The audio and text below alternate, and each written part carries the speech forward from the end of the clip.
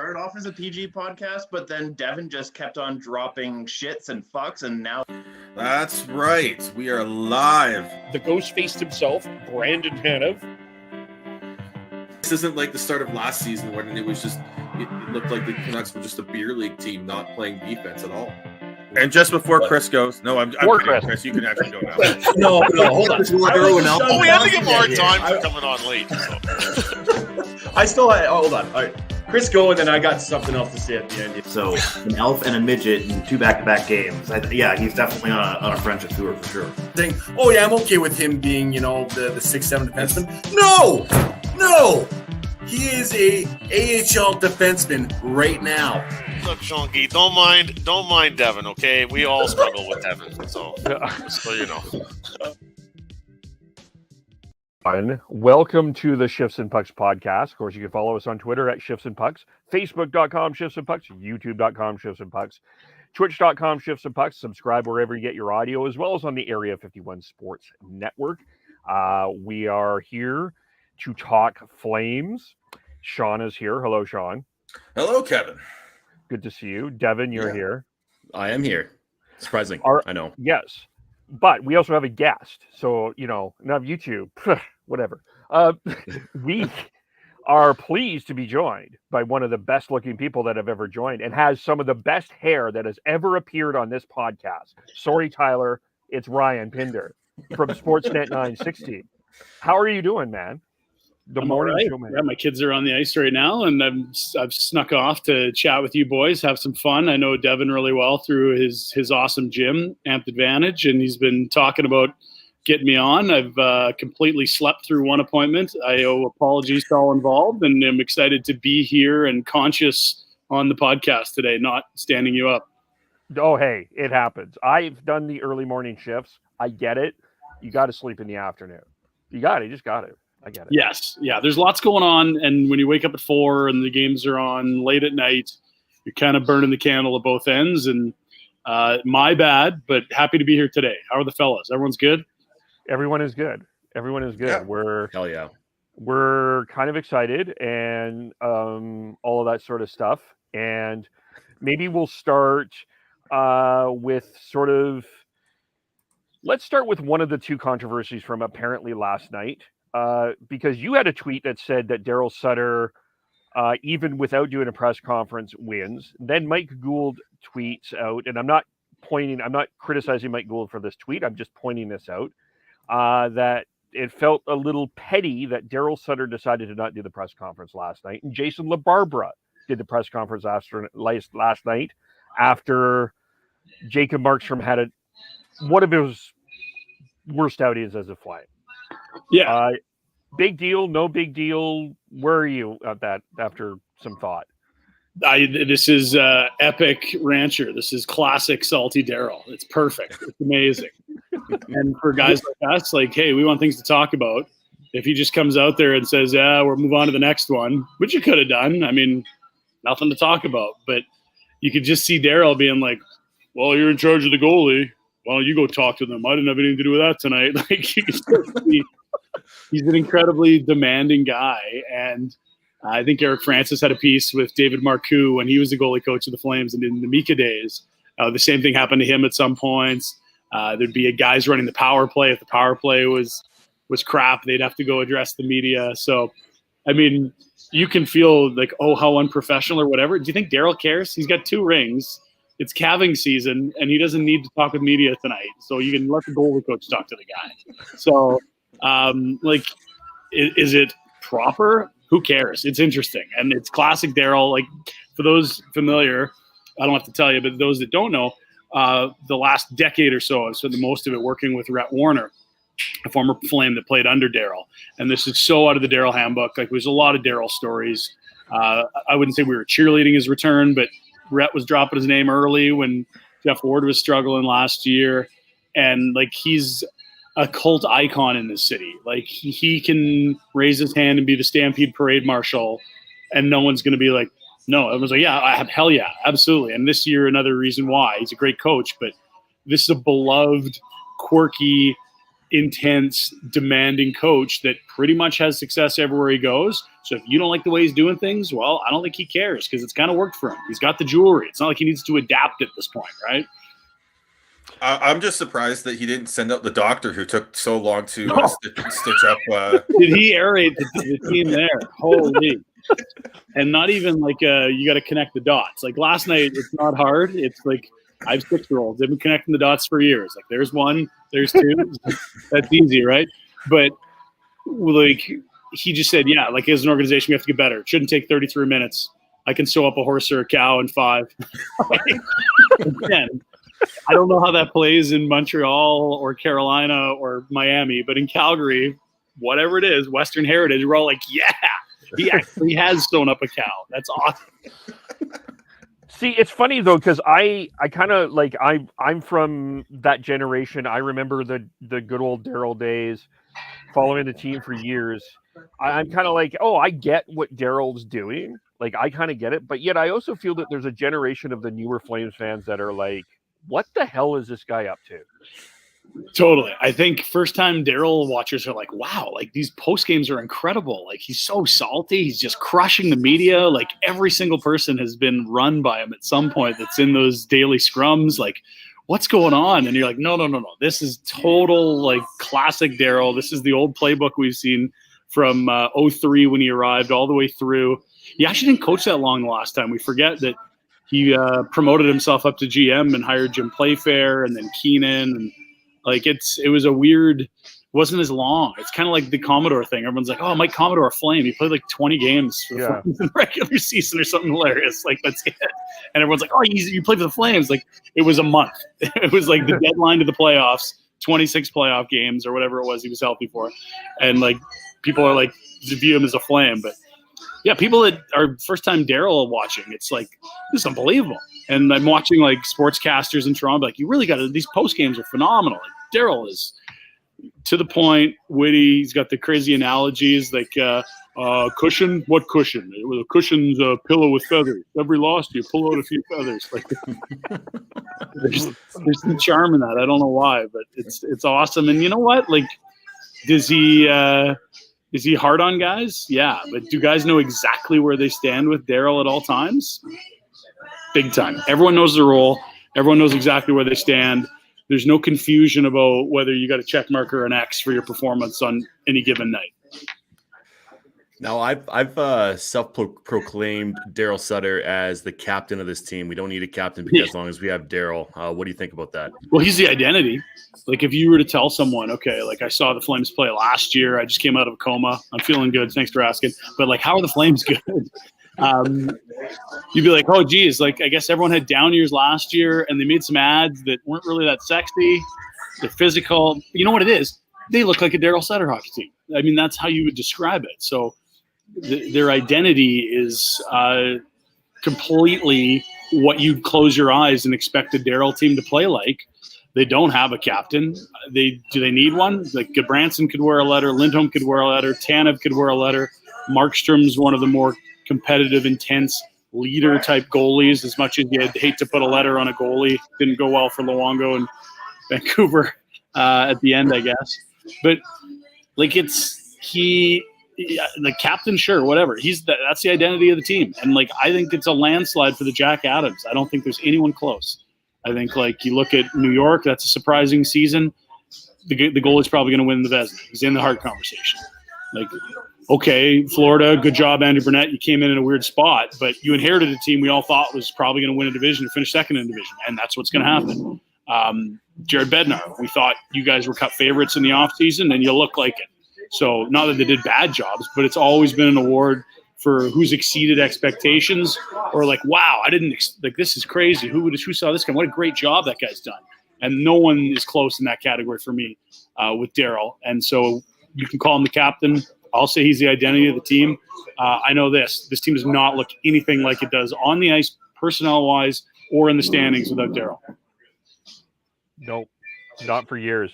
And it almost, and I always remember you specifically talking about how much they paid a coach, because you brought that up with Gulletson, you brought that up with Peters, and they were bringing in Ward. Like, Ward too. Like, all due respect, I'm sure they're wonderful human beings, but they just didn't have the command and control that Darryl Sutter had. Yeah. No, I would say they paid market rate for Peters. They gave Bob Hartley an extension and gave him big dollars, like what he probably was worth. But when they had a guy on payroll that wasn't coaching, so when they fired Bob, when Peters had to go, they just kind of looked at it and said, well, who's the next best up-and-coming young guy? And here's the thing about up-and-coming next guys. No one knows who they are. Yeah. You know, like everyone's been touted as that their first job. And then, you know, like Travis Green was the next great upcoming guy. Don Hay was a next up-and-coming guy. Like, there's a list of hundreds of these guys.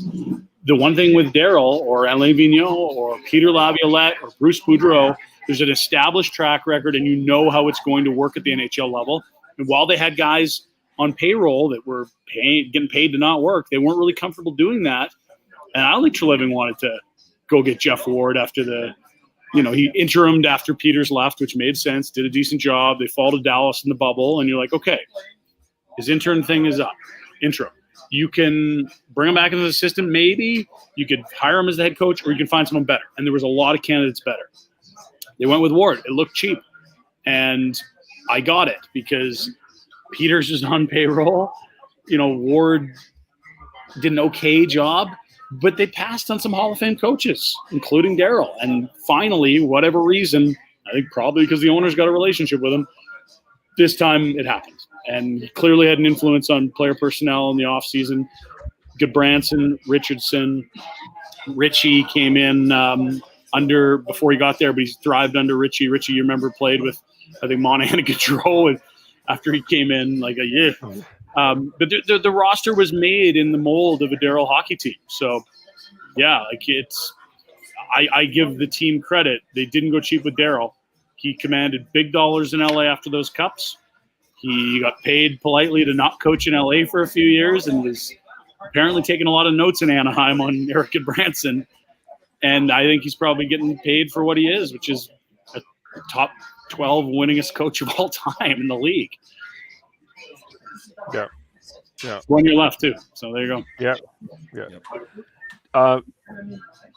Go ahead, guys. If you had, I don't want to be dominating. Yeah, I would just say that it is leadership. You need leadership to trickle down from the top, and whether that is GM or coach or whatever they had before Darryl just wasn't right.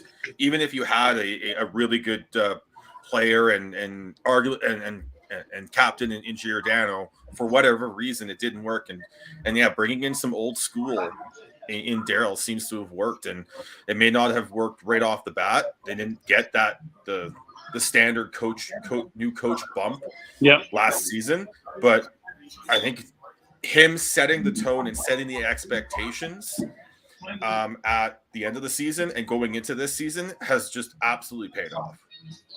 There's no question. And look, if it's not Darryl, it's somebody else. They don't get Goodbranson, Zadorov, Richardson, and Coleman. I think the GM really liked and probably would have done anyway. And that's not like, hey, Darryl's the GM, this is all a big smokescreen. No, if you're the GM and this might be your last hire, you better get guys that fit the coach's system and identity. So yeah, if it wasn't Darryl, I think this team looks totally different. You might be playing way more high skill. You're definitely softer. I don't know. Like it's an entirely different group. But you're right. It's a philosophy and a work ethic, and I guess it's an ethos that comes from Darryl down. And you've got Kirk Muller beside him learning. You've got some continuity in the coaching staff, guys that were in Stockton before, and Cale McLean and Ryan Huska. And you've got some guys that have played for Darryl, have won cups, and play the way that he likes to play. And so you can't, as a star player, kick your feet up and not show up until the second period if you see, 6-7 guys working their tails off, running guys through the walls. So I think that's what you said is dead on. Like this is absolutely top down from Darryl, and I don't know what this team would have looked like with a different coach. And I think if we gave truth serum to Brad Treliving, he wouldn't have stuck with Jeff Ward. He would have found a better guy, or at least someone that we had more of a track record with. But I don't know who that is.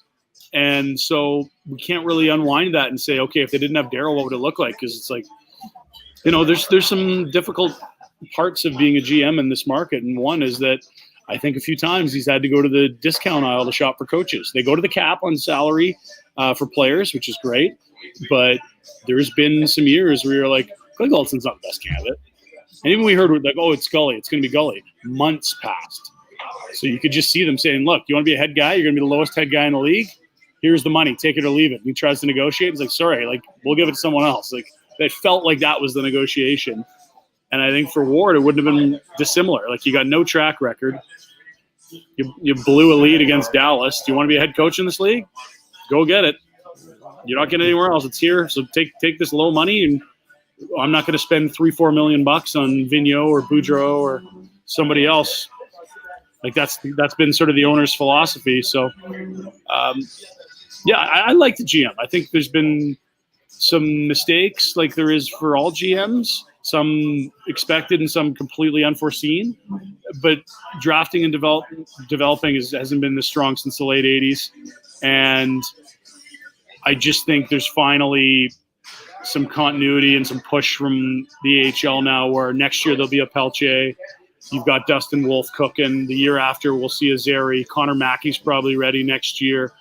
That's what this team's been missing, rather than like Husso played a ton last year. You can't crack this team. He's a 9 right now, right? Yeah. Go ahead, Devin.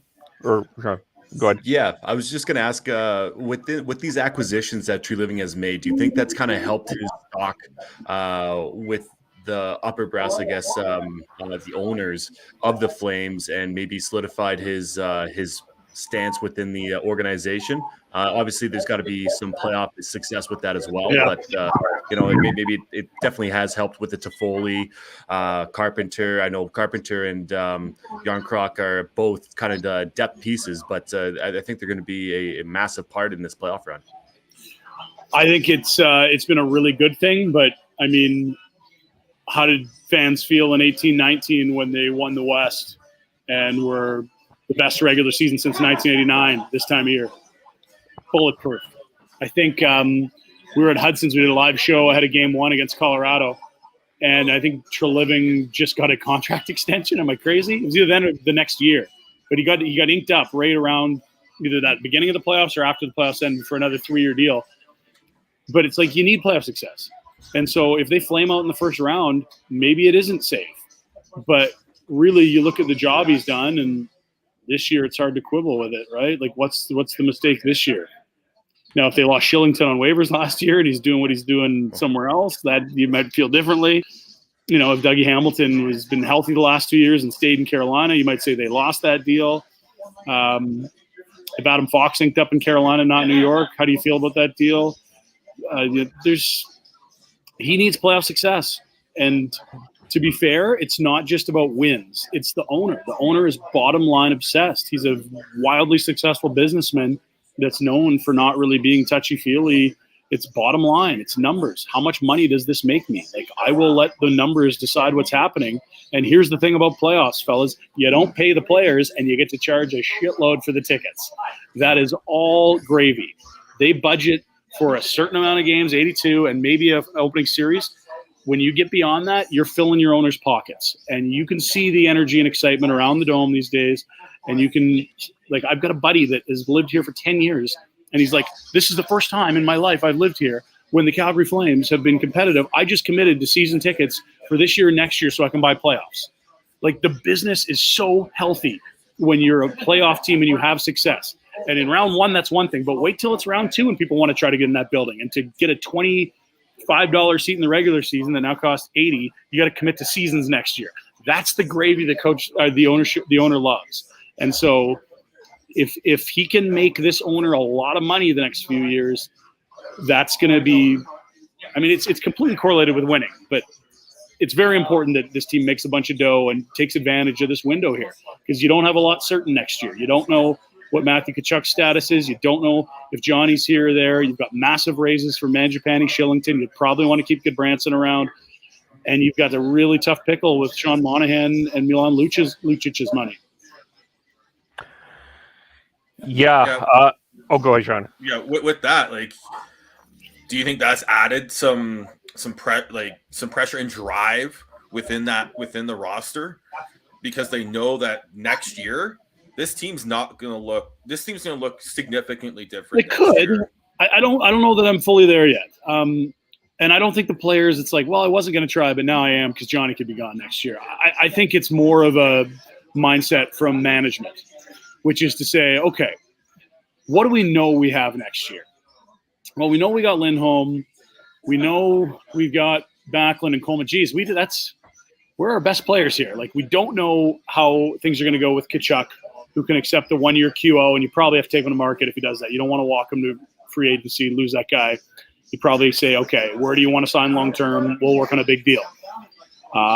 So what's the point of holding a first for this year if it can get someone to help you now?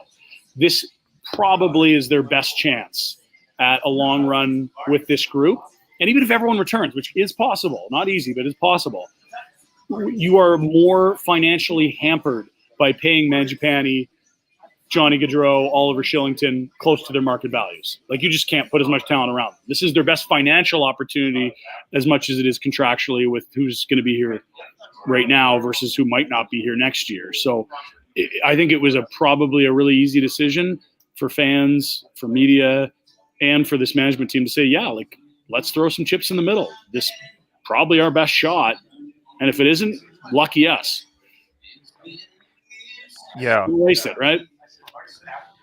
Yeah, I mean, you probably you deal with this every day with the whole Gaudreau, Tkachuk, Mangiapane, Kylington, and I'm kind of with you. I don't know. At the end of the day, I don't know what's going to happen. I mean, I think a lot of this will have to do with playoff success. Yeah.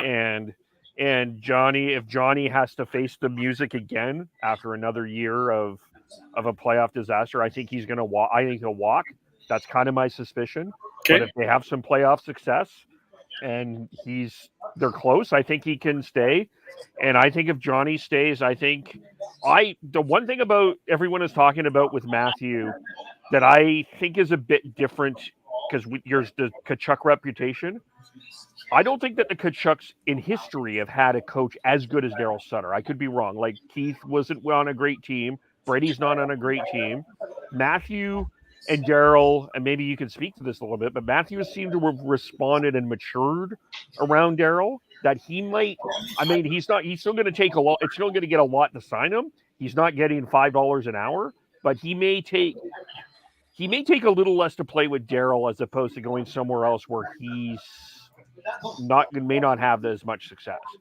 Yeah, and I think what we're saying in a lot of different ways is that winning matters. It matters to the organization that we just explained, and it matters to players. Like, Johnny Gaudreau knows he could go to a bad team and probably make a higher AAV, but I think, like, you get this far by being immensely competitive and wired to, like, really want to win badly. And if you flame out in the first round, you're like, this again. Maybe this just isn't the right fit. And if you're the Flames, you're like, this again. I don't know that we can commit this kind of money if it's going to happen again. Whereas the flip side, like, winning helps everyone here. If these two guys, Gaudreau and Tkachuk, believe there's a chance to hang banners here, that's when you start to say, okay, what is important to me? What is the value of having a ring? What is my net worth in a market where I've won something? Like, go ask Linus McDonald or Colin Patterson, Jamie McCowan. Like, these guys that live in Calgary that won in '89, they can show up anywhere in town. They can get massive funds for charity. They can get paid to write their name on pictures. They can, you can set up a business. Like, no one does that for guys that they don't remember, but everyone remembers those winning teams, and they get that. Like, if the Leafs were ever to win a cup, good Lord, Austin Matthews could show up for no less than $30,000 for an hour somewhere to sign his name on shit in Toronto. Like, it matters. It's part of it. And I do think they really want to win. So it's an important postseason for everyone involved. And if you're Johnny and you're like, look, okay, let's say the Flames flop $80 million in front of me. Okay, 8 years, $10 million. Boy, that's a lot of good dough. And Brad's like, look, if you like this, we're happy to give it to you. But if you take 9.5, here's what I might be able to do. Like, I'm not saying you'd say yes, but if you feel like you got a chance to win, guys will do it. Like Stamkos did in Tampa. Like, just because he's in a good tax climate didn't mean he didn't leave money on the table. He did, absolutely. But you have to sell them on the culture of the team and that you could be a winner. You have been a winner. You can be a winner. And I think the other thing with the Johnny that's important, let's say that I give you the 8 times 10, flop $80 million. For another team to give Johnny 80 total dollars, like $80 million, they can only go 7 years. That's over $11 million per year. Is there a team willing to go over 11 for Johnny on a 7-year contract? Because if there isn't, okay, you'll get a higher AAV, but what are you going to do? Become a free agent in 7 years and make $10 million? No, it's total dollars is what they're looking at on commitments like this. Yeah, for sure. Yeah, it's I think it's an interesting dilemma in a lot of ways. And then, the other part of this, you talked about Sean Monahan and you talked about Milan Lucic. I suspect one or both are not going to be in the lineup for one of the games this weekend. But and I heard you talk a little bit about this morning with Pat about Sean Monahan and sort of maybe it's time for him to have a seat. Are you in that position? Is it time? Do you think it's time for Monahan to sit?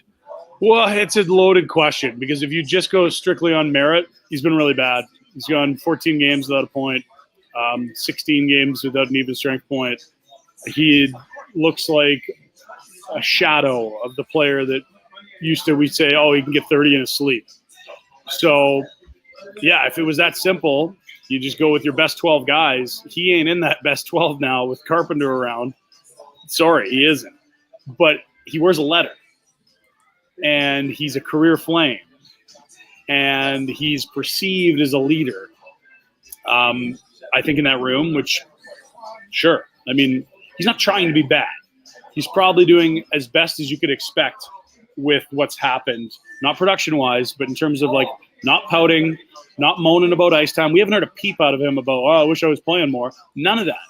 And so he's been a really good soldier, if an ineffective one, on the field of play, right? So if it was strictly merit-based, I'd say, yeah, Lucic had a tough couple of weeks with turnovers. He has not been, winning battles at the line and things. You're like, oh, God, the puck's got to get out. Monahan's been rough. But I just think it's more complicated than that because those are two large, I don't want to say personalities, but those are big figures in the room, whether merit or not would dictate they'd be in. But they didn't trade Carpenter to have him eat popcorn either. So maybe you sell it as load management and take one out Friday, one out Saturday. But I think they want to see Carpenter on Friday, and I certainly do. I think he is what Darryl loves in a fourth-line center. Flies around, hit everything, tough to play against, defensively really stout.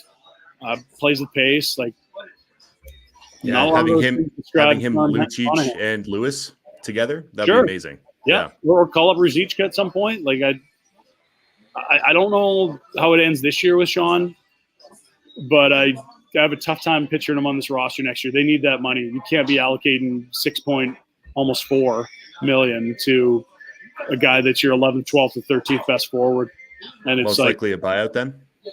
Could be. I think you could probably do the Arizona thing. They take bad money all the time. Arizona's the Walmart of the NHL, isn't it? Well, if Walmart let you return items that you paid too much for, sure. It's like the consignment stuff. It's like, hey, I spent $100 on this. Can you give me $8 for it? Just take this off my hands, please. And the Lucic one's really interesting. I don't know how many people talked about this.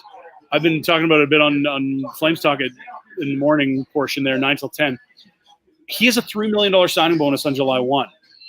And so his cap at 6. Edmonton's got $750,000 from the James Neal deal. And the salary owed next year is $1 million. So if your team is trying to get to the floor, on July 2nd, if you trade for Milan Lucic or whatever day that we're allowed to do that, I know the calendar's all been messed up with COVID. July 1 isn't July 1 this year. It's July 13 or something. But whenever this summer comes around, after that bonus is paid, if you're a team like Arizona, you can get credit for $5.25 million and only have to spend $1 million. That'll help you get to the floor. That's not a, hey, we need a first to do this. That's a, hey, owner, want me to save you $4.25 million? I got to move for you. And, we got an extra sixth too. And then maybe it's more than that. But the point being is I don't think that's a cumbersome one to convince other teams to be interested. The fly in the ointment's a no trade clause. Now, Luch had a handshake with Treliving, or so was rumored, about the expansion draft he waived. Would he do that again? Or is he now like, no, I'm pretty entrenched in Calgary? We'll see. Maybe you could sell the family on a year by the pool in the desert. but here's the thing. So Brouwer's buyout comes off the books. Milan 5.25. Sean Monahan 6.375. If you somehow, some way got rid of all three of those things, that's $17 million. Like, that's a ton of dough. And that is that math right? 6 and 5, 11. And Zadorov walking. That would be the other one. So that's the math on that. So if Zadorov walks, which is fine, you could have a Connor Mackey, Eric Gudbranson third pair. I think that'd be fine. Or if you can't, then bring another Gudbranson type in as a September guy, low money. But like, there's ways they can bring these guys back. But they have to do the hard thing, which is to have that conversation with Milan Lucic and probably to politely pay someone to take the last year of Monahan's deal. Now, a buyout for Monahan would save him $4 million too. Yes, and it would cost you $2 million down the road. $4 million's nice. You know what's nicer? 6.375. Because Mangiapane's making what this year? Like less than 3. He's gonna score 40 goals. Like, now, that's a huge raise. Like, he might triple his salary. Like, not quite, but it's more than double. He's not going to sign something to start with a 5, I'm guessing, unless there's monster term. Yeah. So, like, he needs a huge raise. Oliver Shillington's making near league minimum. He's top 4 D-man. Like, there is some serious raises going out. Totally. And the only thing would be the culture within that locker room, because all I hear is that Lucic is beloved in that locker room and he's a big leader, and getting rid of that kind of a big personality is big. But obviously, the $6 million cap hit is bigger in the grand scheme of things, as far as wanting to get these major guys like everybody else signed. It's a luxury they might not be able to afford. That's how I worded it. And I think when so you've got this incredible leader who's won cups, tough as nails, will fight anyone. Is he the player he was? No, but guys love him, and he's a culture setter. He makes way too much money. Okay, so are you going to lose a Mangiapane over that guy? Can you? Like, it would be a real – so I think it's a luxury they can't afford potentially. And then the other thing they could do would be move a significant roster player that's under contract and get some salary out. But I just don't see a natural candidate for that. Like, there's not like just trade Backlund. Like, no, I think, you need him. I don't know that people are burning the phone lines to give you massive assets for it. Like, I think you have to probably have Lucic, Monahan, and Zadorov. Happy trails, and all kind of differently. You probably have to bribe someone for Monahan. You got to smooth talk Lucic to get him to waive. And Zadorov's earned a big contract with more than 1 year, and I don't know if the team that can afford it is the Flames. Like, if you get 32 GMs in a bidding war, Flames don't have the cap space to win that bidding war for Zadorov, right? No. Yeah. No. Now, going into this, so I've been thinking a lot about 2018, because it just felt like once they clinched first, I think everyone just kind of went, we kind of all just relaxed and said everything. You mentioned that a little bit earlier. We all thought everything was going to be okay. Right now, what is your biggest concern with the Flames? I would say that Jarnkrok isn't a great third-line center, and he may be. But if that happens, what do you do? Because I still think you might end up on the wing with Backlund and Coleman, which is fine. But now you're back to, okay, like, you got Tyler Toffoli, this great finisher. Who's setting him up? So Jarnkrok has played the wing more than center in his career at the NHL level, if I'm correct. Like, is that because every team was just so full at center, or is it because he's probably better suited as a winger? We'll see. It might work brilliantly, but I think you might see a better Jarnkrok on the wing, or I'm suspicious you may see a better Jarnkrok on the wing. And if that's the case, that deal didn't find you your third-line center, and now you might be in the Dubé, Ruzicka, tryouts for third line center between Mangiapane and Toffoli type spot. But that's hasn't hurt them to this point. Like, here they are running away with the division. And yeah, it's a soft division, and there's other divisions they wouldn't be first in for sure. But they've been great, and there doesn't seem to be a fatal flaw. They play tough. They're in most games. They work their asses off. They've got great goaltending, and a lot of the measures that translate to playoff success are neutralizing other teams' scoring chances. They've been near the top of the league in most of those categories. So I don't see a huge concern, but I do wonder about how the forward lines settle. Yeah, I do agree with you. I still feel like Jarnkrok is trying to just establish himself as a center. Right. And they're still trying to figure that out. Yeah. But to be honest with you, the other side of it is I wouldn't mind having a longer look at Toffoli with Lindholm and Gaudreau. Like, I'm kind of interested in seeing how that would work a little bit.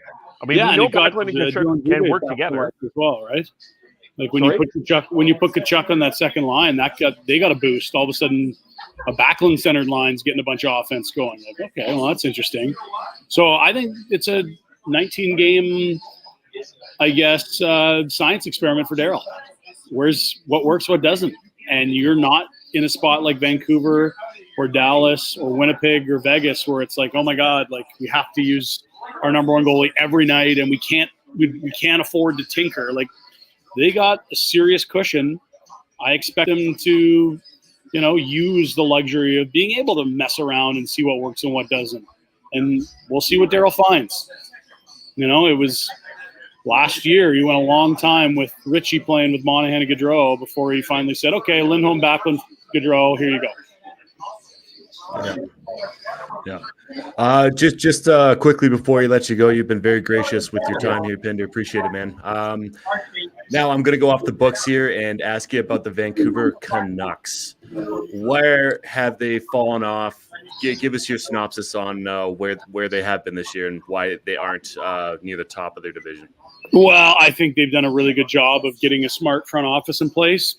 And I think they came from a spot that was a really, really not smart front office. Who was the GM? Pardon me? Who was the GM? Oh, Jimbo, our boy. Yeah. Okay. No, I just think there was, first of all, like he can't stand in front of a room and talk to people. It looks like he was dropped as a child. That's not his skill set. Like, it's just, you've got to put someone that can speak in a role. Like, go make him the senior something, or the president, or the president talks. Like, him and Trevor made sense because one of them could actually like talk to a room and not sound like a buffoon. And I think he's, not dumb, but he sure does come across as dumb when he talks. Like, do better at that. Sell expiring assets. Be honest about what you are. They operated like a contender his whole time. Big free agent signing. We'll trade futures for present. They should have been compiling assets the whole way. Like, one of the craziest things of the Benning era was like they traded more picks than they added. And they made the playoffs like 2 and 8 years, and one was year one with a roster he inherited. Like, what? And so Markstrom didn't get anything for him. Now, weird with the expansion draft and all that, but, you might have been able to get in front of that. Dan Hamhuis would have been a great rental. Didn't sell him. On and on it goes. And then, I think just like classic old school hockey guy, like heavily coveted size and grit and gave out awful contracts with way too much term. Eriksson isn't physical, but way too much money, way too much term. Roussel and Beagle, great guys to bring in at $2 million. He gave them 4-year deals. Like, what the hell's going on? And then it's like, okay, well, he's learned his lesson. Tucker Pullman. No, he hasn't. So like, he had to go. It was and the opening press conference he has is like, I'm not patient. We're going to be a winner. Like, we're going to win right away. Like, no, you're wrong. You were awful. You weren't. Do you think that's Aquilini though? Not. There's a lot of pressure from ownership for sure, but a smart management team can manage up. Has to be able to. Now, will an owner hire those people? It's kind of a slippery slope. But I look at what they have now, and it's perfect. You've got a president that's been around that can manage up, and you've got a bunch of different voices with agency background, scouting background, assistant GM background, and you're going to be Like, I just look at this simple, Hamonic out, Dermot in. Like, they took advantage of one of the few Jim Bennings left in the league in Ottawa. Like, they would have been suckered into that deal like Ottawa was. Like, you get a younger player at half the cap hit. Like, who says no to that? Well, Jimbo would have. So I like where they're at. They've got some big decisions on some of their core guys. It's like Horvat, Besser, and Miller are all up right away here. And I think Pettersson only signed that 3-year deal. Like, the problem is you want them all. But when you've committed the amount of money they have to Myers and OEL, all of a sudden you're in trouble. Well, Ryan, we probably appreciate you taking the time out of your busy day to join us. Love you on Sportsnet 960 in the morning, and say hi to Kevin Woodley for us because he's a friend of us. Our show. Awesome, love it. And thanks. Yeah. Anything else you want to say? Let us know. Tell us about Devin and Amped. I was just going to say, okay, so like my boy here has got some cutting edge stuff. Like, we met in an alley and he's like, "You gotta check out my gym." And I'm like, "Who's this crazy lunatic?" I'm not even surprised. I believe that to be 1,000% persistent. And I'm 40. I'm in the best shape of my life. I've added 10 pounds of muscle, body fat's down. I've been blown away with the results. His fiance is an absolute ass kicker. She's whipped me into shape. And hey, I'm really, really blown away and impressed by the results. I can't say enough good things about Amped Advantage. And, they got a great culture there, good people. You're always excited to get in there, greeted with a big smile, and it's okay. Let's get some work done. Let's get some gains going. So big shout outs to Dev. He's a great guy. He's got a big heart, and it's been real good to me. Awesome. Well, and you can come in, pay attention to Ryan's Twitter because we're going over his results on Friday, and the body scan. So you can see how well Amped has been working for him. Right. Thanks, boys. I appreciate it. Have fun. You too, man. Thanks, Ryan. Thanks, Pinder. Yeah, see you Friday, man. Yeah, Friday. Well, you won't see me Friday. You know what it is. I will not see you Friday. You will not. Bye. See you, boys. Yeah. That's Ryan Pinder, ladies and gentlemen. That was a lot of fun. It was. You guys didn't see his hair, but man. He should be posted on media anyway. So yeah. Exactly. It looks like he is getting electrocuted all the time. Yeah. And really he is as busy as we say he is. Like, he's got a lot going on right now. And I just get grateful he took the time to talk to three schmoes like us. So, and I think very rare that Ryan has done an appearance on a cell number of podcasts. So, I think good job, Devin. Great get. And thank you, man. Yeah, no, he's nothing but a beauty. If you don't like him on Fan 960, I grab a beer with him because it's once again very hard to track him down. But he's a wonderful human and salt of the earth. He really is. So happy to have him on for sure. Okay. Maybe let's just do the Pig and Duke now, and then maybe if we have any leftover Flames things that we do want to talk about before Sean yells about Evgeny Davodov for the next 9 hours. One of the reasons we're on now is because I'm trying to keep Sean off Twitter to argue with people. So, All right, yeah. So we have partnered with the Pig and Duke pubs here in Calgary and are part of the Pig and Puck Club. They've got 2 locations you can go to join the Pig and Puck Club. The downtown location at 503 4th Ave Southwest and the neighborhood pub at 1312 12th Ave Southwest. Members of the Pig and Puck Club can get game day specials when they go and watch the Flames and Canucks games at either location. And members are also able to enter a draw for the April 23rd game at the Saddledome between the Flames and Canucks. At the Pig and Duke, you can get their house beers, the Pub Life beers. There is a lager and a copper beer. Here, we at the Shifts and Pucks podcast have 2 tickets to give away as part of the Pig and Puck Club, and you can enter our draw for them by retweeting any of our episodes or pod clips on Twitter or DMing us the Word of the Week on Twitter or Facebook. Any retweet will gain you 1 entry, and any DM of the Word of the Week will gain you 3 entries. This week's Word of the Week is Deadline, and we want to thank everyone at the Pig and Duke, Joe and Steven, and for supporting the podcast. And again, a couple weeks ago, they celebrated their 10th anniversary as part of the pub scene here in Calgary. And congratulations to them.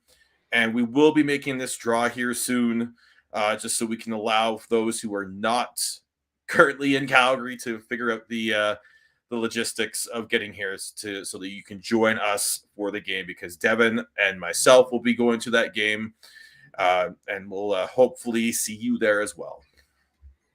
Yeah, Chris is a big loser and not going to be able to come. So is that official? Moving? No, Chris is up in the air, and he is moving to Kelowna. He is hoping to make the trek back, but we do not know officially whether or not Chris will be here. Chris, be better. Be better and say you're coming. Yes. Spend all that money on gas, Chris, and sacrifice your an expensive move to Kelowna to get back in there. Come on. I have said, though, that you're going to meet him there. So, I mean, if he maybe future rewording will say maybe, but, maybe Chris will be there by spirit. And then, yes, also just keep an eye out for our pod clips or news packs. Keep an eye out for stuff in Area 51. I know Cap Space Wins Cups just posted something. I know that Point Shot, I think, has got something coming out, and there's some good articles going on about what's going on in the WHL. There is a prospect game today. 15 WHL players are going to be at that game. Matthew Savoy, by the way, had a pretty good on-ice testing day, so this could be a showcase moment for Matthew Savoy. Denton Mentachuk as well. And, yeah, so keep an eye out for all of the things that are going on. In terms of the Flames, I do have a couple of things I want to discuss, but is there anything you guys want to discuss? One thing I will. We talked about what the Flames could do to free up cap space. Pinder said he doesn't see anyone that fits that would be like a trade, like trading someone with cap and term. I think Dylan Dubé is an option there going into the offseason. It all depends on what happens with the in the playoffs and all that. But at this point, he's a 2.3 cap hit with 2 years left. I think it's I wouldn't be surprised if he would be someone that would be that to open up a little bit of cap space for them to sign all the players that they need to in this offseason. I'm going to have to disagree with you there, Sean. I would not even, as of right now, you're selling so low on Dubé, depending on how well he does. And it might be a good sell high option, depending on how well he does in the playoffs. But that's a homegrown boy, a prospect from Brad Treliving himself. And I don't think that that's one thing you do. You do see the skills every once in a while. It's just having that consistency is is very, very hard for him. He's still young. He's what, 22, 23, maybe 23. Even younger. Yeah. There you go. To try and give up on him at this point, it's hard because you don't really have much in the. I mean, yeah, okay, we have the notable names of Zary Coronado. Phillips Pelche, yeah. But why can't they do what he's doing at a much significantly cheaper rate, and it allows you to sign everyone that you need to get signed? Would you rather have Dylan Dubé, or would you rather have to trade away the rights to Oliver Kylington or Andrew Mangiapane, or let one of the big two walk? I don't know if that's good. Sorry, Kev, just one second. I don't think that it's not and or it's not if you don't trade Dubé, then how can you sign those two guys? He has a small cap hit, and he still has a massive upside. You don't know what his ceiling's going to be. So there's tough decisions that they're going to need to be made. Trading Monahan is not easy. He's still owed $6 million next year, and he's essentially a fourth line player at this point in the NHL. Is there actually someone who's going to be willing to take that? And the Flames don't have much in the way of draft capital to be giving away at this point to give the other team a sweetener. But that's why I just look at that as I think Dubé is a legitimate option at this point, even if you are selling low. especially if you have to buy out Monahan and you want to open up that extra $2 million that you could have if you were able to sell, if you were able to just take him right off, and especially when you have Phillips and Pelche who look like they're very close to being ready. The one thing I will say, though, and I'm very curious about, is a couple of seasons ago in the bubble, Dubé did have a really good playoff. I mean, that line of Bennett, Lucic, and Dubé was probably the best line of that whole bubble experience. So I do see some playoff performer in Dubé, and I am curious of what he will be like in the playoffs, and that may shape value one way or the other for Dubé going forward. So he might be one of those little underrated guys that we may end up talking about in the playoffs, that has been sort of one of those X Factor unsung heroes that we end up talking about. And he's been playing really well lately. He really has. Yeah. Yeah. I was just sorry, Dev. I was just looking at who could be a trade option for the Flames to clear up cap space if they needed to.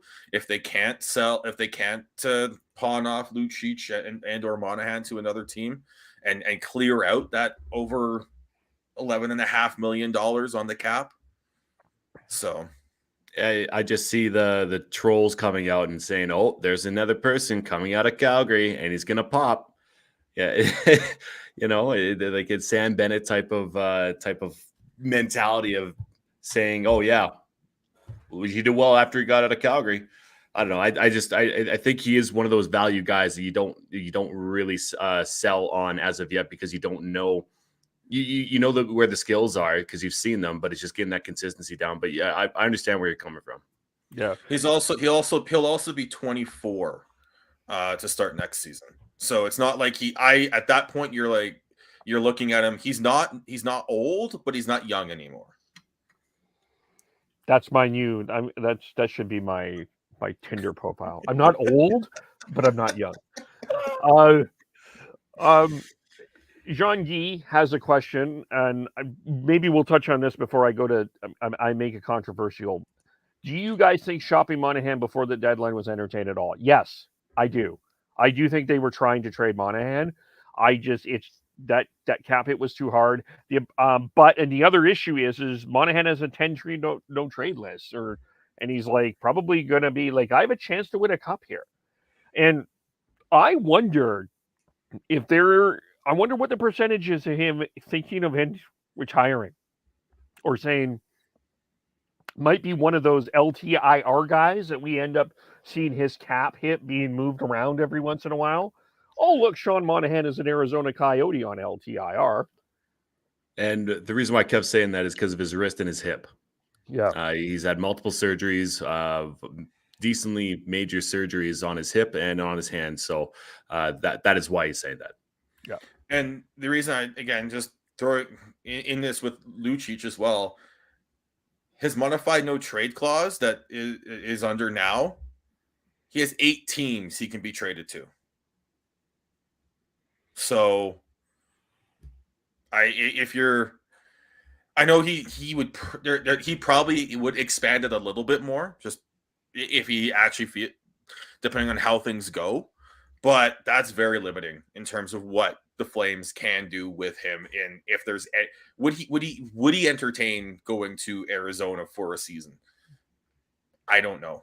I feel like he, after going through everything he did with in Edmonton, I think he wants to make sure he's enjoying playing hockey for however long he has.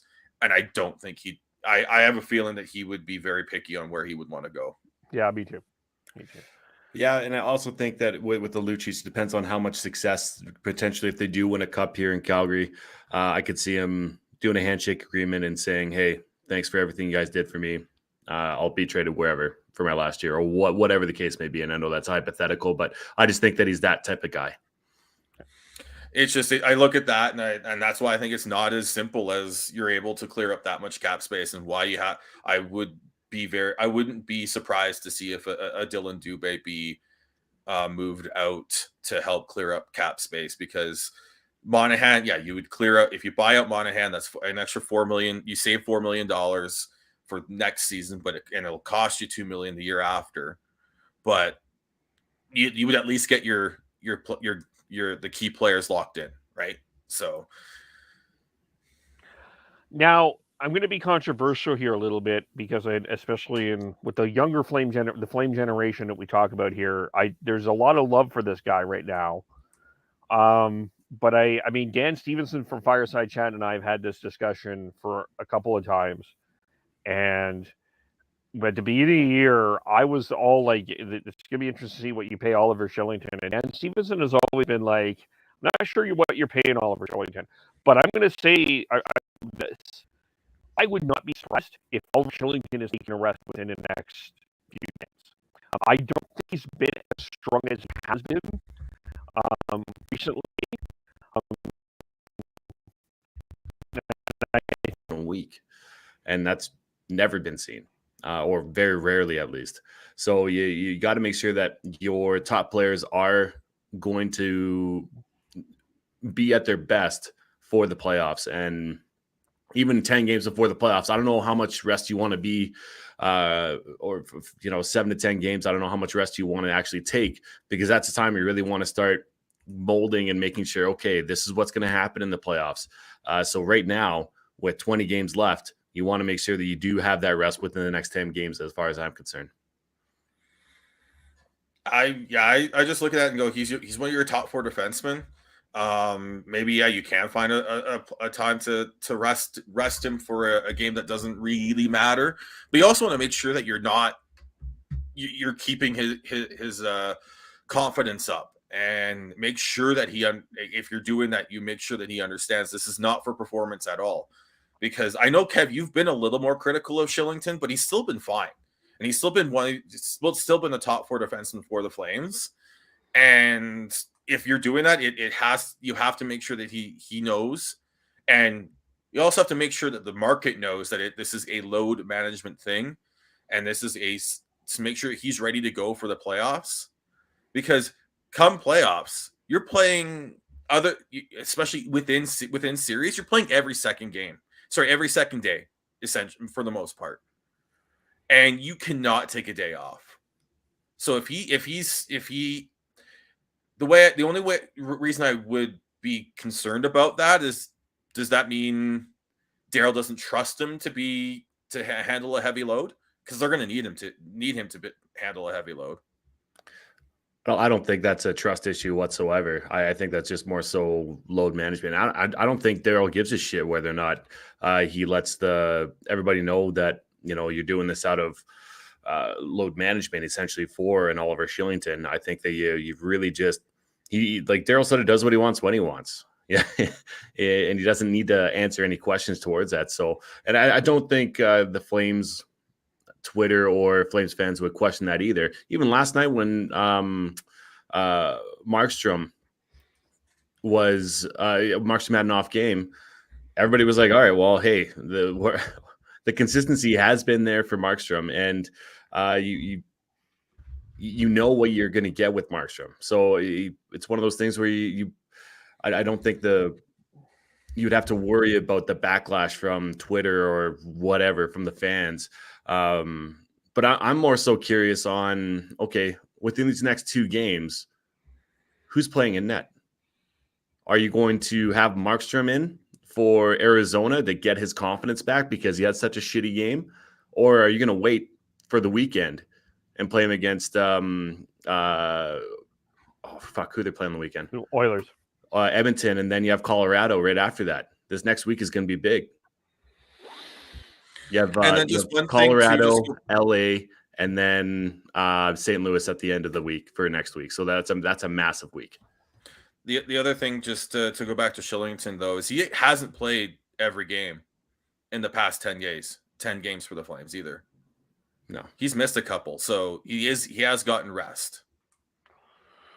I watched a very frustrating defenseman yesterday, like visibly express it, and you can you can whatever you want to say about that is fine. But just I think it's good to just get Michael Stone in, make sure he gets some games in too. But I clinch all that sort of stuff.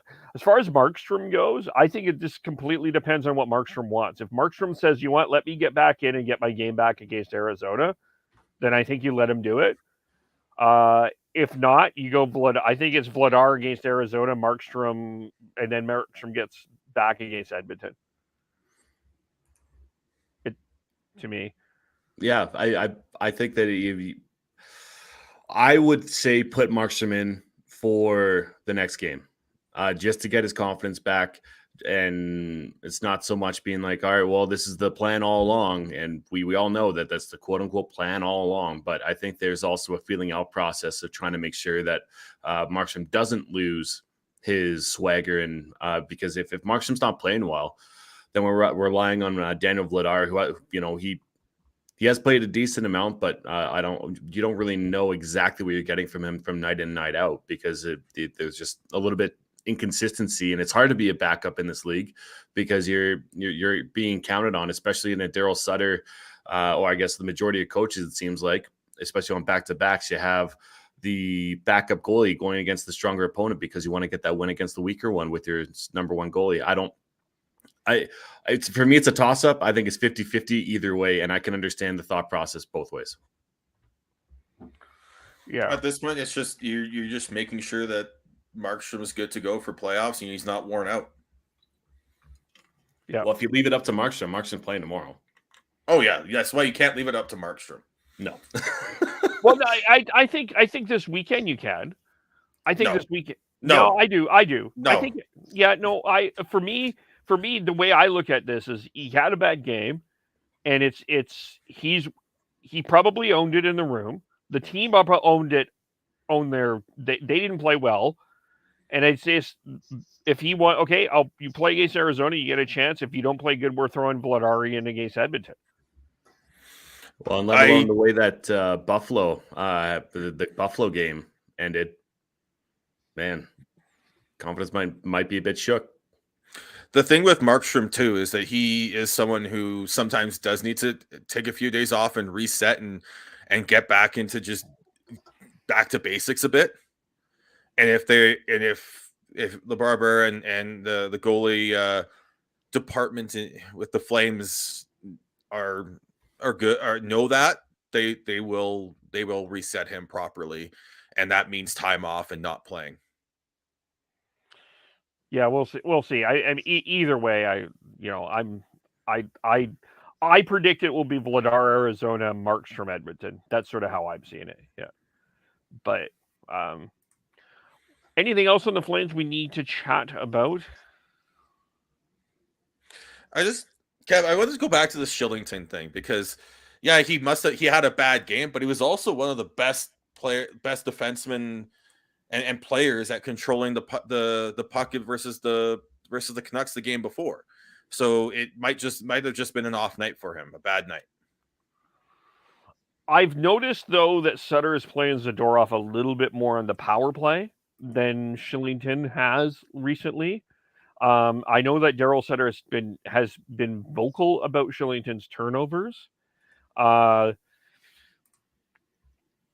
just not seeing I'm not seeing that, and I didn't expect it really, but I'm not seeing a guy that was at that dynamic pace that he was at the start of the year. And I think one of the errors, it's not an error, but one of the concerns that I have going into this playoff is the defense, that depth of defense. And you do have a guy that's a bit inexperienced in Oliver Kylington in a top four role. And I do think you need to make sure he's set in the right way. That's all I'm saying. And I'm not sure he is at this particular point in time. And is sitting him going to do that though? That's my only question. It could, because sometimes it's a bit of a wake-up call here, and sometimes Darryl does that. And I do think you need to get Michael Stone some games. I do think getting Michael Stone in a little bit and on both sides doesn't hurt at this particular point. And generally have liked Zadorov for the most part the last little bit. And I'm not sour on Kylington, but it hasn't been the same as the first half of the year. He was on fire at the beginning of the year. He was fantastic. I do like the idea of putting Zadorov with Tanev and see how that goes. but once again, you got to make sure that the confidence of a Oliver Kylington isn't going to be stunted from this. But it's all about the message you give him when or if he Darryl Sutter decides to put him up eating some popcorn for a game or two. Yeah, I'm not saying he's a 7D. That's not what I'm saying. No, but I just want to make, just knowing the length of a playoff run, and one of the topics we'll have to dig deep into is not talked enough, is the disaster what that 2018 preparation for the playoffs was, because that was a fuck up. And I know Darryl is not going to do the same thing, but I do think that that's something I want to examine a little bit more on future topics here. But I just think getting everybody ready to me but there's a long way to go. There's 19 games to go, and they haven't clinched anything yet. So we're still in that cushion feather mode. So yeah. I just look at it and go, if Kylington's not going and he's struggling, that's going to be a huge, just that's kicking a leg out from the table. That is the Flames type deal. Yeah. And especially on that blue line, because Zadorov's not going to be able to replace him. They don't have anyone who can replace him. So you have to make sure he's going. Yeah, no, I agree. I do agree. That's sort of where we're at there. But anything with the Flames and nothing else, let's transition. Okay, so the trade deadline episode soap opera that was continued until today, where we got the official word from the NHL that the Evgeny Davodov trade on Monday was nixed, was canceled. Davodov was expected to go to Dylan's Anaheim Ducks for draft picks and Ryan Kessler, but Davodov had Anaheim as one of his 10-team no trades. What happened is Vegas fucked up. Well, no, actually, I don't know. I don't even know if Vegas fucked. I don't know. We know who exactly fucked up, because there's a lot of blame pointed in a lot of directions. The ultimate thing is that the NHL Central Registry was not aware that Anaheim was on Davodov's no trade list, but it was submitted. The paperwork was done on time, and now that trade has been nullified. Now Dadonov can still be traded, but he just cannot play. If he is traded, he cannot play any more games. Now this affects not quite. Yes. No, he can play in the regular season. He just can't play in playoffs. That's not. I'll have to check. Where I know there's been lots of going around, and I could be wrong, but from what I understand, that's the rule. My understanding is you cannot play, like even regular season. That was what I was led to believe. Either way, my understanding is that it gets blown up into the sun. Yeah, that's my understanding. And you're probably more right than us too. So I hear that a lot. Yeah, but the ultimate thing here is, I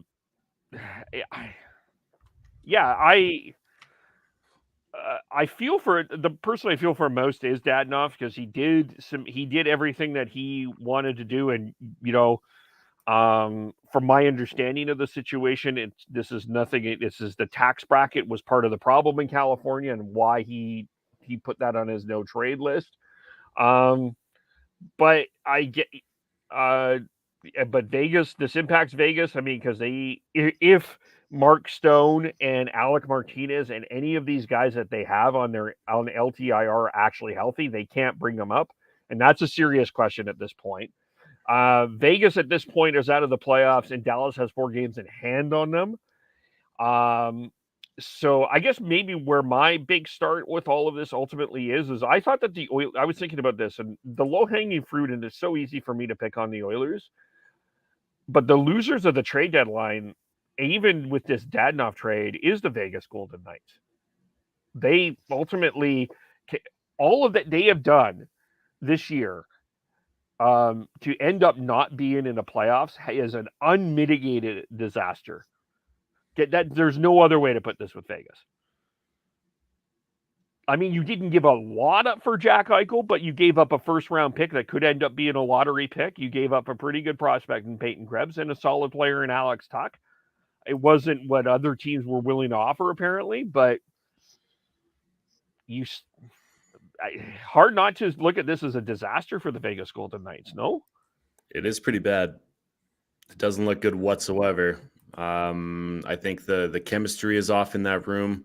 I think, and that's due to Kelly McCrimmon and the brass up in the stands of not thinking about that, and they're just chasing all these high end players, and I guess that's only one side of the picture. The other side is like Kev, you said, you have all these guys on LTIR, but and then relying and hoping that Leonard's going to be back and playing that at a good level when he hasn't really been that consistent, and he has been injured throughout this year and injuries in the past as well. So it's a shitty spot to be, but they've really gone heel in the NHL, I think, from after the first year and a half to 2 years of them being in the league. They have. They definitely. I mean, I was cheering against them in year one, anyways. So I'm just a petty asshole at times, especially with sports. So you don't say. And Kev, I found an article from the Sporting News written by Brian Murphy. That was from the 21st, the day of the deadline. And they say that the caveat for any player traded after March 21st deadline is not eligible to be placed on a team's postseason roster. They can play the rest of the regular season with their new squad. And again, that information could still be wrong, but I'm still trying to find clarification. Yeah, I heard, but maybe I misunderstood, but way I heard it on the radio today on one of the shows was he cannot play during the regular season. That's what I thought I heard from Elliot Friedman, and I could be wrong too. So, ultimately, it's a mess up. It's a fuck up.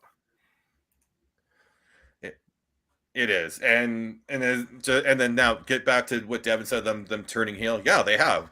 They've, especially how they've handled this season, and then let alone their off season. The last couple off seasons where they've basically just traded away and treated these players like assets in a video game. There's no loyalty in Vegas. And I think you're starting to see that. You're starting to see I don't know if the culture's there anymore. They had a culture when they first came into the league, and they had this us against the world mentality. We have to prove all our teams wrong to let us go, especially when, and then they got. I don't want to say lucky, but they hit lightning in a bottle, and with the misfit line specifically. And we're able to put together a very competitive team, but little by little, they've taken away some of those players and taken away some of that culture and feel in that room. And let alone just constantly being nailed with injuries, because like they're missing Mark Stone, who really is the heartbeat of that team. Alec Martinez is an underrated defenseman on that blue line. Might actually be the heartbeat of that blue line, honestly. And some of their other top players have not played well this season. Shea Theodore has been not good enough for them this season. And then they've struggled to, after having one of the best 1-2 punches in net with Fleury and Leonard, letting Fleury walk for nothing, essentially, letting him go for nothing, essentially. And then now having to rely on Logan Thompson to try and make sure that they make the playoffs so they can actually bring back players it's a mess. And now this Dadonov thing, which is they should have known. I'm sorry, but you should have talked with Dadonov and his agent, made sure that there was you knew what the contract was and what the modified no trade clause was before you even approached this move. That's why I say, like, yeah, maybe Ottawa fucked up a little bit by not forwarding it to them. But you need to do your due diligence to make sure that you know what teams you can trade a player to before even entering into conversations. Because maybe you do need to convince them. Maybe you do need to have the other team phone them up and try and convince them. Because we know that's happened before. And and then now, if they are allowed to make a trade here, again to free up cap space post deadline, they're gonna pay an arm and a leg and probably an ear as well, because it's no one's gonna let them get out of this for free. They were going to have to give up they were going to give up a second in that deal with Anaheim. That price is now bumped up to a first plus. And then also, if players are ready to come back off the LTI, are healthy and ready to come back to play, and they can't because of salary cap, I feel like that should be a grievance against them. Against who? The Vegas? Vegas, yeah. Yeah, Vegas really fucked up here. Kelly McCrimmon, it kind of makes you look fucking stupid. Not gonna lie. And Sean's right with the grievance. Like, where's Dadonov going to play on this lineup? Like, I'd be embarrassed if I was him going back in that dressing room, because it's a big fuck up all over. And I know the guys in the dressing room will be fine. It's more so just Dadonov is just getting floated around there like someone who doesn't want to be wanted by anybody.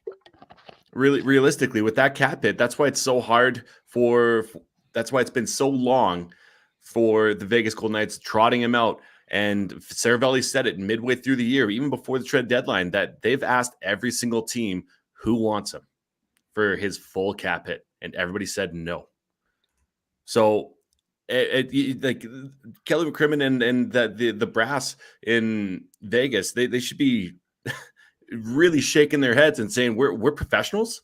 We need to do this properly, but like have a checklist of stuff. Okay, do we have this? Do we have this? Throughout every single time you go through a trade, it's really not that fucking hard. And pleading ignorance that Ottawa didn't send it over. You got to fax them. You got a carrier pigeon going their way. No, we live in a day and age where you can pick up a phone, call, email, what the fuck ever. The pleading ignorance is fucking stupid. Let me take this one step further. Why are you not talking to the player and saying, look, we are looking at making a trade. Can you just remind us about your 10-team trade list? Like, how do you not even have that conversation? And this goes back to, when they brought in Robin Lehner. They brought in Robin Lehner to replace Marc-Andre Fleury after Fleury puts him on this magical run. If I was Fleury, I would have said, fuck you. What the fuck are you doing? Like, honestly, they have treated players like crap. Nate Schmidt. Oh, yeah, well, whatever. We got Alex Pietrangelo now. And they were playing this, like, you're right. Like, I agree with all of you. Like, they treated everybody like crap. And honestly, and maybe the tougher question here, and it's not that Jack Eichel has been bad, but I wonder if they've rushed him a little bit. I wonder if they were like, yeah, we need to get you on the ice because we're making a long playoff run. And is he truly ready? I think it's hard to know with that surgery. No one's done it within the NHL, and it was. I'm not blaming Eichel, by the way. No, but I'm going to push back on you just a little bit, just because I think Eichel wanted to get on the ice, and he said if it was up to him, he'd be playing that night, and that was a week and a half before he actually made his debut. So I wouldn't go that far, but the one thing you forgot, or that Vegas also didn't even tell Fleury that he was traded. He had to find out through fucking Twitter. Yeah. So this isn't the first time that they've gone this route, and it sounds like it's not really one of those things where it's the respect that kind of respect isn't quite there like it was back in the day for the high end players. But it kind of goes both ways, because it seems like players now in the NHL are more so their contract, right? So their allegiance is to whoever that contract's with, but it seems like they aren't really married to the teams that are drafting them. Look at Adam Fox. Look at Lindros back in the day, right? So there's players. There's a few more that are. I can picture their faces, but I can't remember their names. Anyways, Blake Wheeler. It has happened in the past, in like the good old days or the old days or whatever you want to call them. But I think it's more prevalent now that it's not. They don't talk, like GMs do not talk to players about who is going to be out there and who's not, because Kyle Dubas got blindsided by a question from a reporter asking, okay, well, what about this Fleury trade? You have Mrazek, Matthew Nyes, and a first rounder for Marc-Andre Fleury. And that was Brandon Hagel. And Brandon Hagel. That's right. And he was, I've never seen him that upset. He's pretty calm, cool, and collective, but I think that's the most upset I've seen him as a GM in front of the camera. I think that was more just, and I'm not sure that was just rumor mongering that got to a point where people thought was real, I think, more than anything else. And in terms of just, I think with everything going on with what you put there, Dev, with how players are a little more me-centric than they were back in the day, that means you have to be more communicative with from the GM and the management down. And if you're going to treat them like their assets when you're playing NHL 20 or 21 or 22, and they don't feel like they're being treated like a human, I think that's part of it. And that's kind of the thing where I've just the way things have gone down in Vegas in terms of how these players have found out and how expendable they've made them feel. That's why I said I wonder if the culture and the feel and in that organization has gone downhill, and then let alone this complete and utter just paperwork mix up. This is reminiscent of Dale Talon forgetting to file proper qualifying offers after the before the Hawks won their cup. Because was it Bickle? No, it was Stan Bowman. It was Stan Bowman that did that. No. Stan Bowman took over after. Oh, you're right. It was Dale Talon. You're right. Yeah, it was Stan Bowman took over after that, and the reason he got that job was because Dale Talon fucked up and didn't file qualifying offers for like 2 or 3 free agents. I think one was Bufflin too. Yeah, like it was, and they ended up having to trade him. They had to sign him real quick and then trade him to, I think it was to Atlanta. Then they became Winnipeg. But you are in a professional league where millions and hundreds of millions of dollars you're working within $100 million, and you need to have everything in line. And if you don't, that's a massive fuck up on your part, and you have to own it. You cannot blame Ottawa for not sending it to you. You cannot blame the registry for not knowing. That's on you. That's on Vegas for not knowing. My dog ate my homework. Yeah. That's. I remember Jay Feaster and the Ryan O'Reilly situation. Oh my God. Yeah, forgot about that one. That was just. Oh, I mean the Leafs had was it Hari Sateri? They tried to bring him in and he got claimed, but that's not nearly as crazy as Ryan O'Reilly. Yeah, To me, the other thing with the Vegas, that there's two other things here that I want to point out. With Vegas, I don't, as a general manager, after what they did in that expansion draft and sort of how they've been treating everybody, is that a team that is that a GM and that a group that a lot of people want to deal with? Like, like I don't know, if I was a general manager with and the Vegas Golden Knights came calling for me for a player, I would be playing massive hardball with them. Probably a lot more harder ball with them than I would with a few other teams because of the way that they've treated us as general managers. Like what they did at the expansion draft. I'm not like, look, they got successful. They got to the Cup final. Congratulations. But I don't know how easily they rubbed other general managers the right way. If that makes any sense. I think you just have you have to make sure you get the best deal for your team. More than anything else. If you're a GM and you're playing with a little bit of spite and pettiness, I don't think that's doing your team justice, and you're not putting your best foot forward and trying to make your team better in the best way. So I don't think most of them would be. There might be some, but I don't think most of them would be that. But in terms of players, I'm sure there. I wouldn't be surprised if there's something going. If there's stuff, if talks going around, and it's going to be tougher for them to acquire players to sign players going forwards.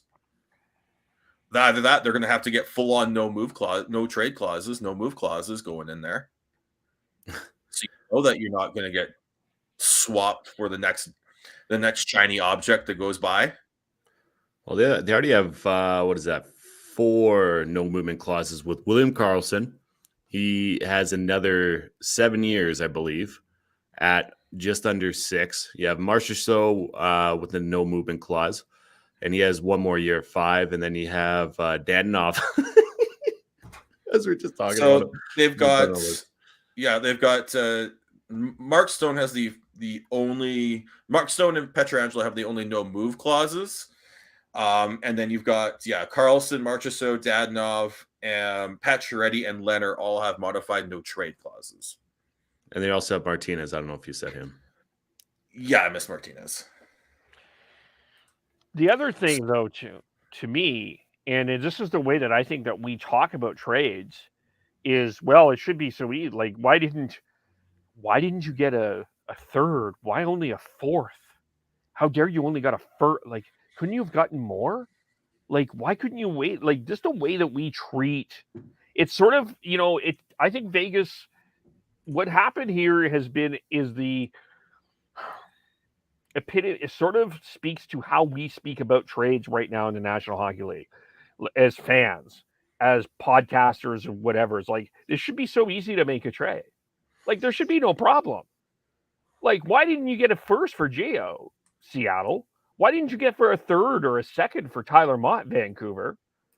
Like, it's just like, we don't really put the human being in the perspective of the trade.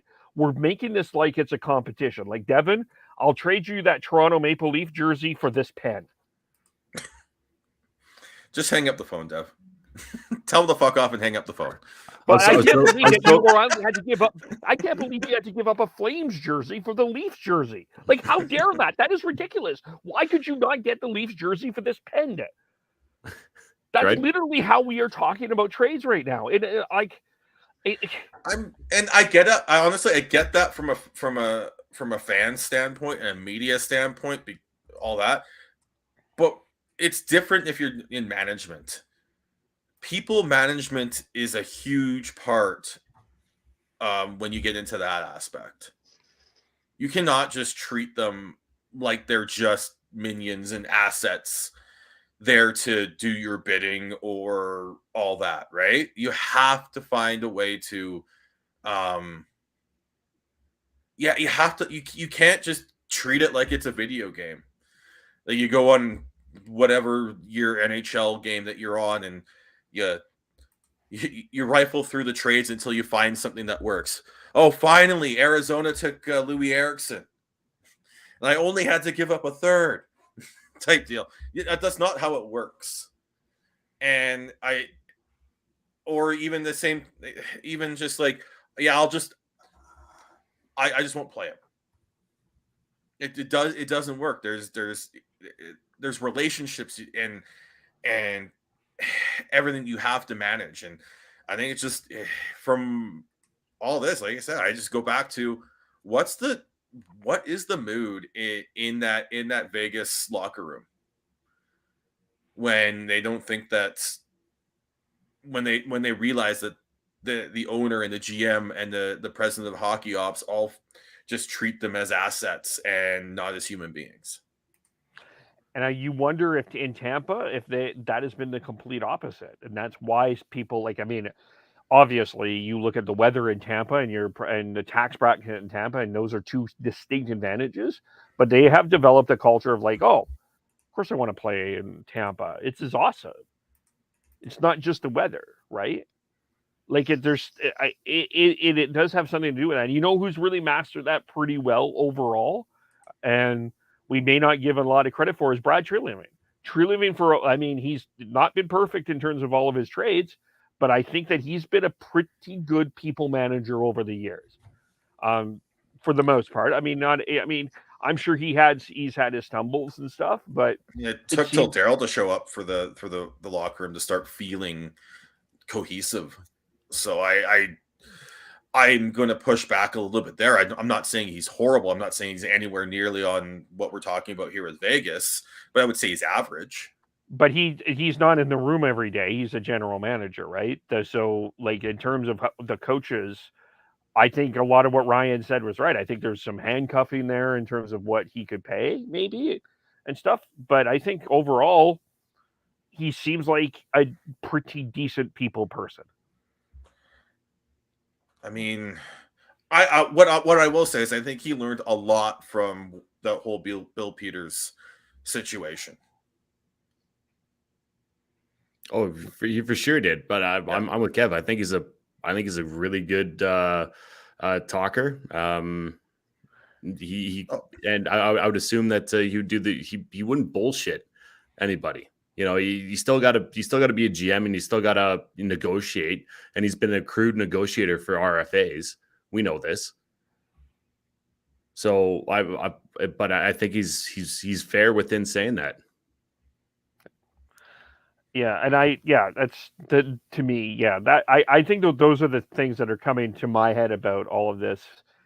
And it'll be interesting. It's going to be interesting to see what happens. Buffalo could get another high first round pick from that Jack Eichel trade.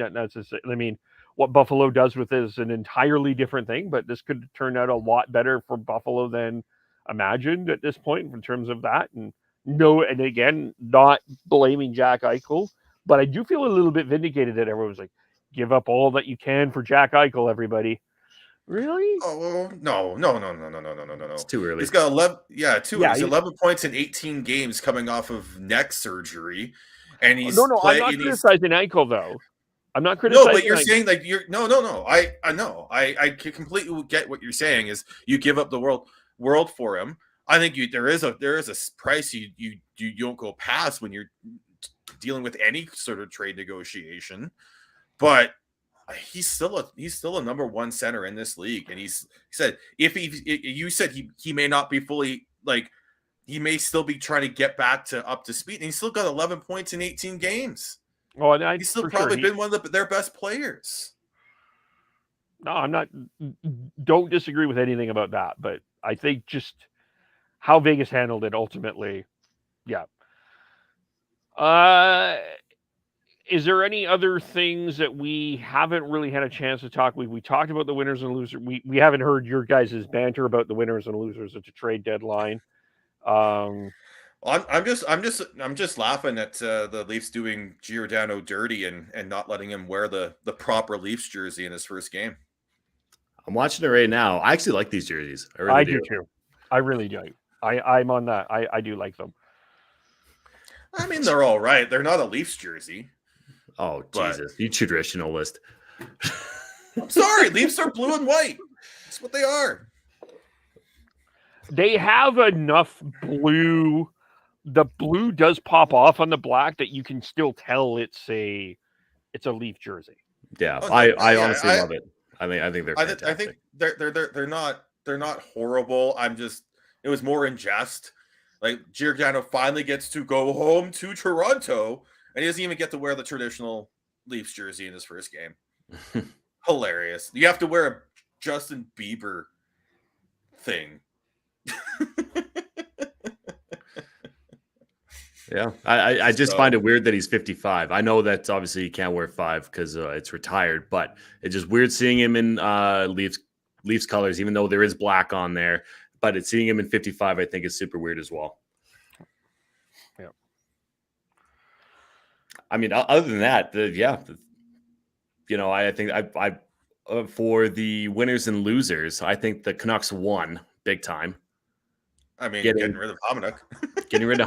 Getting a Travis Dermott, who I really enjoyed on the Leafs. Obviously, he didn't really get up to the same standard as I think everybody was expecting him to be, especially with the style of play that he has. His defensive zone needs to be a bit better, but going into a Vancouver organization where you do want to have a little bit more depth on that defense, and he'll definitely have a spot there to grow and flourish. He's younger. He's a better skater than Hamonic. He's cheaper. He's more versatile. He can play both sides. Oh, you don't like people who play both sides, though. You got to have a left on the left and a right on the right there, Sean. You don't want to have too much of it all. That's okay. That's why I've said that the whole time. You just don't listen. Well, sure. Hey, I listen very well. You listeners, you might have to go back and see if that's true or not, because I don't think it is. Oh, it is. But I think it's great. And then it just shows that, again, the Canucks weren't going to be super active unless they got their socks knocked off by an offer. And everything is like, oh yeah, LA's interested in Garland. I'm like, okay, I don't like trading within division, but they've got a decent prospect pool, and if you can get one of their top prospects, they don't want to give up a top prospect. Okay, well maybe a first. No, they don't want to give up a first. I'm like, well then fuck off. Like, you're not getting him. It's I think we will see I think we will see some much bigger moves in the offseason. Yeah. And I think that Garland trade is going to be a hockey trade more so than an asset management trade. But that's just my prediction. And I do think that they should have gotten more from for Tyler Mott. I don't think they got enough. And I know, Kevin, you made fun of it a little bit. And yes, you got something for him. Okay, I understand. But you're talking about a guy that is very much like a Barclay Gaudreau type of player. And Barclay Gaudreau got a fucking first-round pick. The market wasn't there for those players this year, though. And he doesn't have the closest they came was the price that the Rangers paid for Andrew Kopp was the closest that came to all that. But he's also an established third line player, and I think there just wasn't the market, unfortunately, and you had to get something for him if he wasn't going to sign. And I'll take it. Honestly, I'll take it. Like, it is better than nothing because Camilleri, back when he was a Calgary Flame, got nothing and he walked. So it is a fine line. You got to have a breaking point for sure, but you also got to have okay, well, we'll settle point as well. Mm-hmm. Yeah. And I said I thought the Canucks would get a second round pick for Tyler Mott. I was wrong. But yeah, it's just, you looked at the market was there for defensemen, that wasn't there for forwards. Yeah, it was certainly it was expensive, that aisle. Yeah. And I'm a little I thought that True Living probably could have gone out and gotten a defenseman as well, a depth defenseman, like we've been talking about for a while, because he, outside of Michael Stone. God fucking damn it. I've even caught myself. 1 hour and 40 minutes. You did really well. The Stone in Calgary. outside of that, outside of Stone, you can't really. I mean, you're going to rely on Connor Mackey. You're going to hope that Juuso Välimäki is going to be able to come up and play some potential playoff minutes if two guys go down. Heaven forbid. That's a scary thought. It really is. So I think that Brad Treliving could have gotten a depth defenseman for fairly cheap, but once again, obviously that breaking point wasn't quite there for pulling that trigger. Yeah, it was a tough market for sure. Well, let's leave it there. We had a good episode. We'll be back for another episode on Monday, unless something else happens. But I think everything is kind of calm now. We're just focusing on the playoff run. I don't foresee see Bruce Boudreau being fired or anything like that, or Darryl Sutter being fired or anything like that. So, but we'll have our news packs Thursday, Friday, and all that. But how do we follow everyone? I am Beardy Canuck 03 on Twitter. You can follow me on Twitter at Gordhouse09. You can follow Schneid's and him and Hannah's adventures on their way to Kelowna at Schneid's SCHNEIDZ. Tyler TNOBLE. By the way, shout out to him. He got to referee a pretty important game up in Terrace that was on TV. So shout out to him and his reffing work. Hope he had a good game. Then, of course, I am KEVOLE, Shifts and Pucks, Twitter, Facebook, YouTube, Twitch, as well as on the Area 51 Sports Network. Thanks, everyone, for watching and listening. Thanks for Ryan Pinder, and we'll talk to you all very soon. Bye for now.